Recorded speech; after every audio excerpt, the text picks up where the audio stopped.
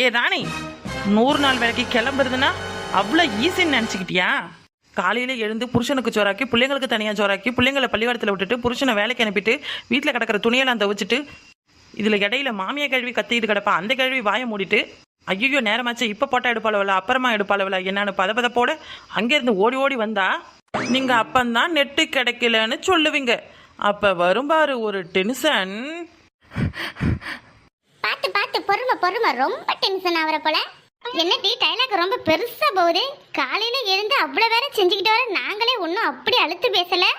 நீ சும்மா உட்காந்து கிடக்குற, உனக்கு என்ன டீ? உமா, சும்மா இருக்கிறது எவ்வளோ கஷ்டம்னு தெரியுமா? ஏண்டி வள்ளி, உன் வாயை இதோட மூடிக்கிட்டு போட்டோக்கு வந்து போச கொடு.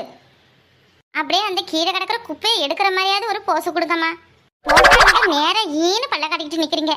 கொஞ்சம் வேலை செய்யற மாதிரி நடிங்களாமா. என்னது நடிப்பா?